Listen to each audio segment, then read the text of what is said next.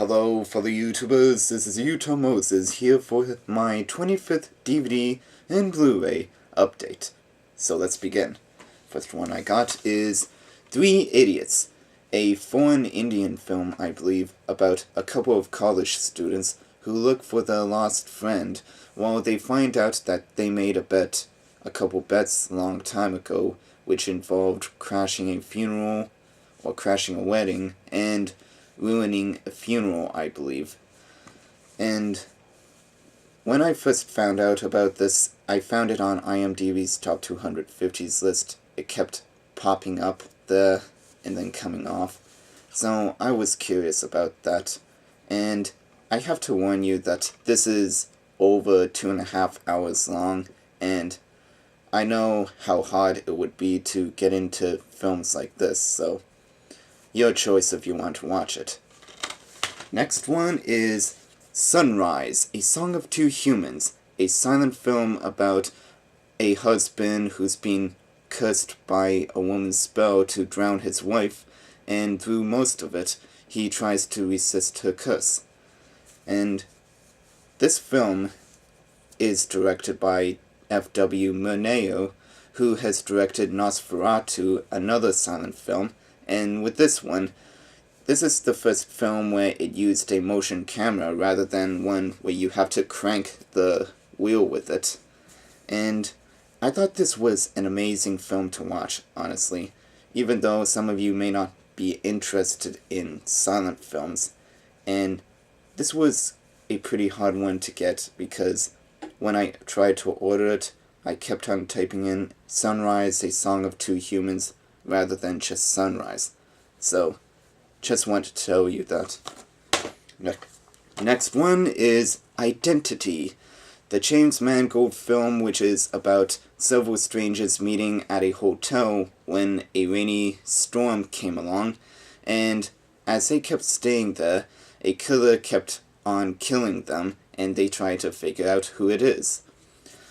Now, I really like James Mangold as a director because he collaborates with a lot of great actors in one film, like he did with Copland, with Sylvester Stallone, Robert De Niro, and Harvey Keitel, and the 3:10 to Yuma remake with Christian Bale and Russell Crowe. And with Identity, he got back a few of the actors from his previous films like Prue Taylor Vince from Heavy, Clea Duvall from Go Interrupted, and Ray Liotta from Copland. And halfway through, it ends up being a psychological thriller, so I don't know if you like those plot twists. But I really like the film, in my opinion. Now, the next 5 I've got at a flea market, $2 for each of them, believe it or not. And one of them is Exotica, an erotic thriller which tells the secrets of an obsessed man, a table dancer, and the club's DJ. And really, I didn't know much about this film before I looked it up, and I'm quite interested by it. Next one is Henry and June, a dramatic and erotic drama which is about the biopic of Henry Miller and the relationship with his wife and ex-wife, played by Maria de Monroe. Don't know how to say her name, but she played the wife in she played Bruce Willis's wife in Pulp Fiction, and Uma Thurman, who was his present wife at the time. And I heard about this film a long time ago, but could never find it until I checked out the flea market, so can't wait to watch this. Next one is The Big Chill, which is about several former college students who meet up at a ski resort after the death of one of their friends and try to reignite their friendship among each other. And I really like the cast in this. You have Tom Berenger, Glenn Close, Jeff Goldblum, Kevin Kline, and a couple others, and it seems like a friendly drama to watch. Next one is The Last Picture Show, which takes place in the 50s, where in a dying small Texan town where it follows a bunch of friends who just graduated high school and the events that takes place there. Heard about it a long time ago. Really like it. Let's move on. Next one is Notorious, believe it or not, on Criterion, which is about a detective who tries to take down these former Nazis with the help of a woman to try and be a spy to try and take them down. Now, I do have the newer version of Notorious, and I have checked both of them on the back, and the special features vary, and I just can't believe that I got this for only $2 at the flea market. I mean, this is a real solid bargain, and the condition of this disc is really great as well. Next one is Bambi, the Blu-ray DVD Diamond Edition. Now, like I said before, I'm trying to collect more of these Disney movies that's on video now, and the thing about that is that they keep on going back to the Disney vault, like they keep on saying, and I was really lucky to find this at a pawn shop for only $14. That's right, $14 I got this for. And I still really enjoy the movie like most Disney classics, so hopefully I'll find more of these movies. Next one is Sunny in Philadelphia, Volume 5. And I got this for a solid price for only $10 at Future Shop, brand new. And I got it for the Boxing Day price label on it, so lucky me. And I still really like this series. It's pretty funny, but not as funny as the first two that I just want to bring up. Now on to the Blu-rays. First one I got is Forgetting Sarah Marshall. Now I already have this on DVD, but I felt like upgrading it to Blu-ray because this was only $5 where I found it, along with the other one, I Love You Man, so I couldn't turn those prices down, and I found I Love You Man to be pretty funny, so why not?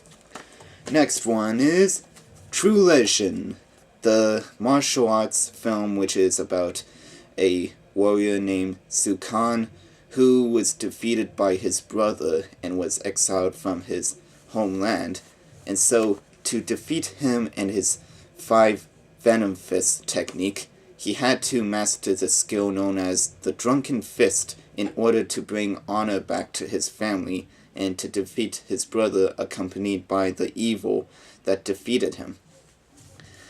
Now, when I found this was at HMV, which was pretty expensive, but still got it.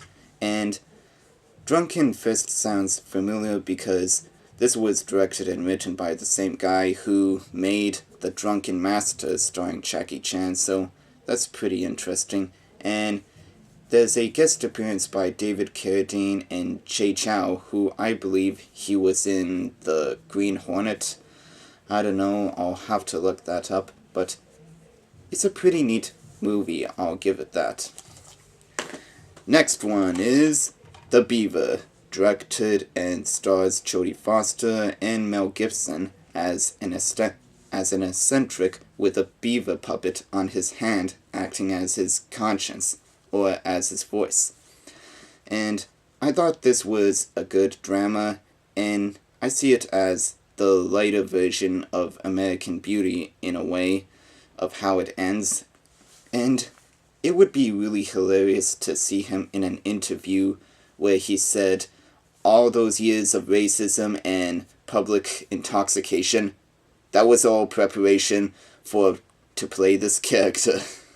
Which I would pretty much buy, because I do like Mel Gibson as an actor, but all his stuff outside from that, it's kind of going over the line. But let's look at all the films that he's starred in, and they pretty much been great to him. Next one is 50-50. Feel the Wrath of Joseph Gordon-Levitt's Right Nut. And I really enjoyed this movie. It's a fun comedy about a man recovering from cancer, and this was written by Will Reiser, who was suffering with the terminal disease for a while, but got through it just fine. Watched most of the special features, and they were alright, and the film was great, so I would highly recommend it. Next one is Contagion, starring Matt Damon, Gwyneth Paltrow, Jude Law, Daniel Craig, Frankenstein, He-Man, and Christian Bale as Batman, but really, I enjoyed the movie very much, and after giving it a second watch and watching several reviews of it, I like it more than before. And it was just a few weeks ago when Steven Soderbergh released another one of his movies called Haywire. And I like a lot of his films for the cast, what he brings to his films, the storytelling, and the direction. And I can't wait for his next film. And last one is Drive.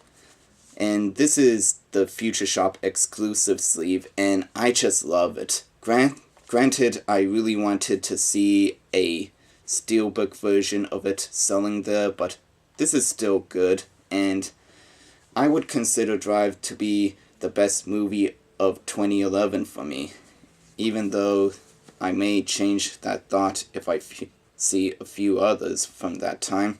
And it's hard to believe that this was only nominated for one Oscar, and that was for sound editing. And, well, I don't know what to think about it. It's just bullcrap.